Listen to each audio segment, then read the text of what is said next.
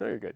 We are back here on Business Casual. You know, entrepreneurs come in all shapes and sizes and are individuals from different walks of life, including professional athletes. And I'm lucky here on Business Casual to be joined by a professional wrestler for WWE, but he's also an entrepreneur here in the community, Mr. Anthony Carelli, aka Santino Marella. Anthony, thank you so much for coming on Business Casual. Very excited to talk to you about, you know, just your life now as an entrepreneur. Oh, thank you. Yeah, it's definitely been an interesting ride, and the transition has been, I'd like to say seamless, but there's definitely been some learning curves along the way. Yeah. Well, yeah, because especially, you know, when you think about starting your own business, and, you know, and I think, you know, some people have that notion that when you're a professional athlete or when you're a celebrity and you decide to start your own business, that's going to be a lot easier than you think. But, you know, I think the challenges remain the same, right? Yeah, absolutely. I mean, okay, for example, I opened up a gym, and you know, people that want to get in shape, they're really going to go, you know, where their geography allows them to travel in from. Yeah. Then the more you specialize, the more you can kind of have larger rings to draw from. Pro wrestling, very little competition. It's a specialization. People will come from up to a couple hours away.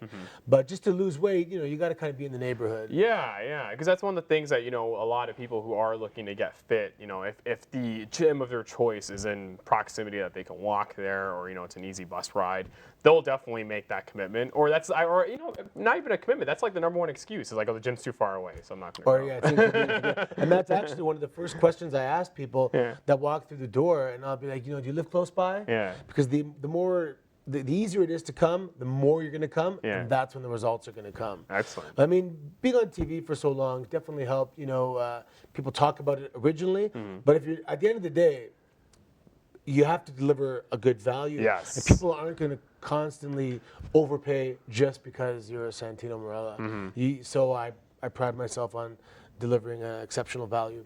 You know, just to take a step back, let's talk about, you know, your life, your previous life, being a professional wrestler for WWE, you know, the biggest wrestling company in the world. You know, how would you describe, I guess, the business impact that WWE makes on a yearly basis, just with how big its operations are and just how far it actually reaches in the world?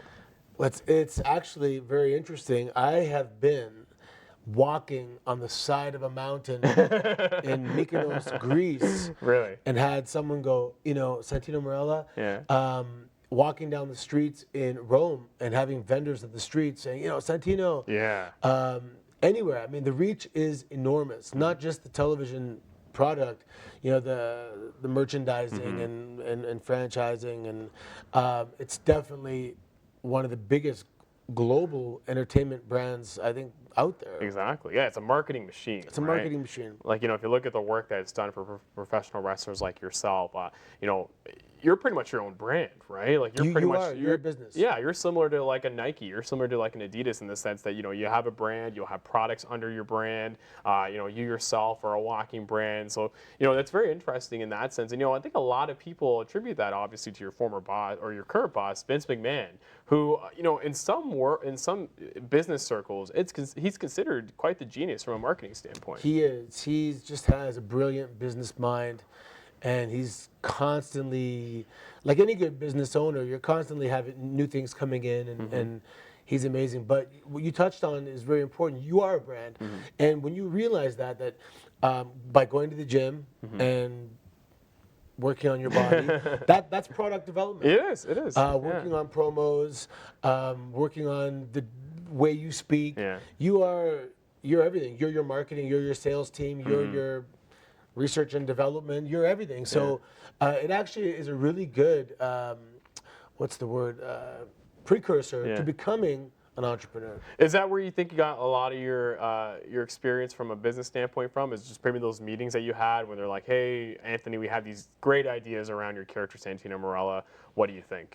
Well, when I graduated university, I had a little stint in the corporate world. Oh, okay, really? As a telecom account manager. Wow, I didn't even know that. Yeah, I was in event marketing for a media company. Yeah. So I always had an entrepreneurial spirit. Yeah. I even created a product years ago just before I went to go wrestle. It was called Train Tracks. Okay. It was supposed to be energizing music to help you train in the gym and stuff Really? like that. We're talking like some good beats or Yeah, what? I've always been really creative with, Yeah. you know, if I drove by a particular location in Mississauga that I was having trouble, I mean, that would be a really good cafe, or that Yeah. would be really good this. So I was always thinking of getting into something. I always wanted to open a submarine sandwich store called What's Up. Nice. And, so- You're brilliant. It's like brilliant marketing ideas. Like, I had one, this is one of my favorite ones. There's a submarine sandwich place. I wanted to call it Sub Quality. Okay. And the whole marketing campaign would be, no, it's not sub quality, it's sub quality. It's a double entendre, Yeah, right? No, so- that's excellent. No, it's great because, you know, if you think about it, you know, pretty much anybody can be an entrepreneur. You know, I just had some contestants from Startup Weekend on. You know, Kool-Aid and stand. Yeah, you know, even as far back as a lemonade stand, like you mentioned. You know, it's one of those things where, you know, if you have an inkling to start a business or want to be your own boss, you can do it. Yeah, the thing is, it's funny because you have to be, and this is one of those things that you can't learn anywhere. You have to have your finger on the pulse Yes, of what's yes. needed in the community. You got to know. You have to do your due diligence. What's around you? Is there competition around you? Is there a demand for this service? You got to have common sense. You got to have. You have to be able to pick a winner. You know, and I've been a consumer in the gym business for such a long time, so I know what I want. Yeah. And you have to, you know, hopefully what you want is what the masses want as well. So when I put together Battle Arts Academy, I put together my dream facility. Excellent. At the right location, at the right price point, the right, you know, the value point, and treat others as you'd like to be treated. You know, in the short term, maybe not the best decision. You know, if you're focusing on margins. Yeah. But in the long run, if you want to really survive and be a fixture, a fitness icon in the city, you have to deliver exceptional value. You have to. And customer service is at the core of that. You know, I have friends who, you know, would sign up at, you know, at one of those big gym chains, and, you know, they always feel like, okay, these contracts lock me in. It's always a bad customer story, or there's like always not enough value being given for the amount of money that they're paying. So, you know, when it came to come up with the idea of the Battle Arts facility here in Mississauga, how did this idea come to you? And what were some of the things that you were thinking about when it came to formulating this and making it a business? There's a lot of, you know, those eureka moments along the way. One was I'm 41, and I knew my neck was like just, you know, the expiration date was approaching. So I wanted to have something to serve as a buffer between my next project. Not this is not the end result. This is the buffer. And I do want to give back to my community. I'm like so passionate about being from Mississauga. Mr. Saga, you always told me. Hashtag Mr. Saga. And I want to give the kids in my neighborhood, because I grew up doing judo. I was on the provincial team, the national team, and, you know, I had little clips of exposure to the world. I traveled representing Canada, and it meant a lot to me. I was, you know, like a hero in high school. I was the champion of judo and wrestling and football, and it was all because I did this wonderful sport called judo. Yes. And I want to give this to our kids. We do 3 Olympic sports: wrestling, judo, and boxing. And there's really a sport for everybody. There's so many Olympic sports. There's a sport for everybody, and it produces, you know, let's say you're 9 years old, you come out of this sport at 20 years old. Yeah.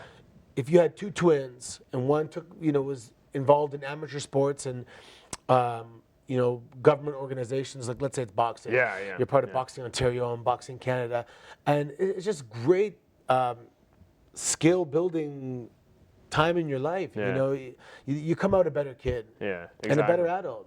No, well, especially since now MMA is so popular in the mainstream with the UFC, and, you know, little kids who are watching MMA are probably attracted, like, oh, this is the cool thing to be a part of. And it's almost like, you know, especially with all this stuff happening around bullying in school, you know, those, you know, learning judo, learning boxing, learning any combat sport is almost being detrimental for anyone growing up. Yeah, I thought that MMA was a lot more popular in the beginning, in terms of, you know, kids wanting to be these fighting stars. It's really not as big as I thought it was. Oh, it's wow. popular to watch. And my godson's like, yeah, it's cool. I don't want to do that. I don't want to get punched in the face.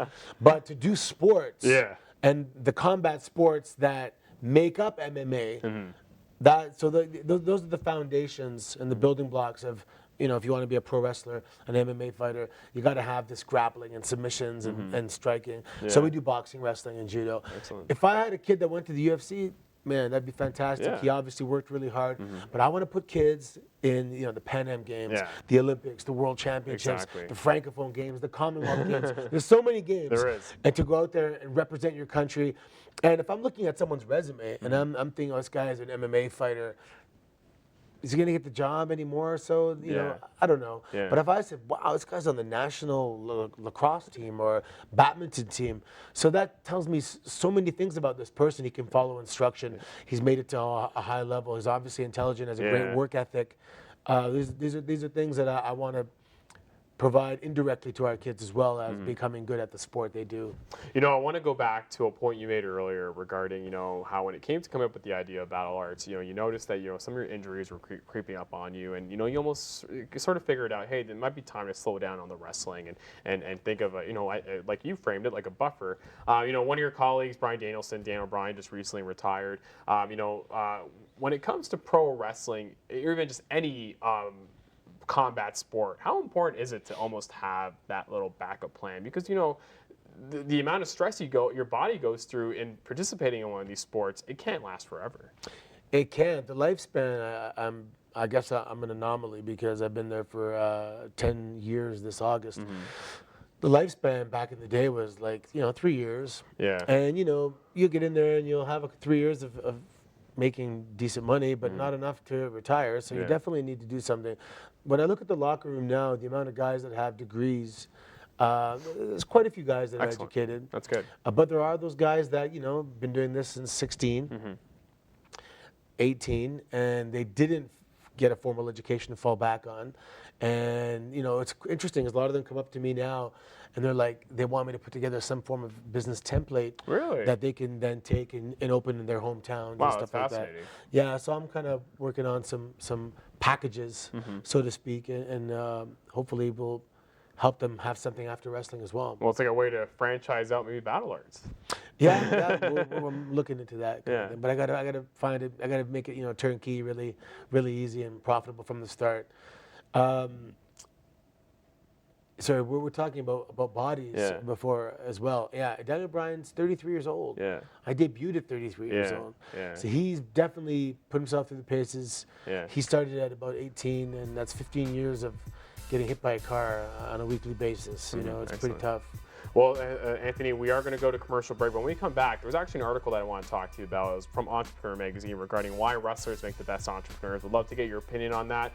We'll be right back after this brief commercial message here on Business Casual.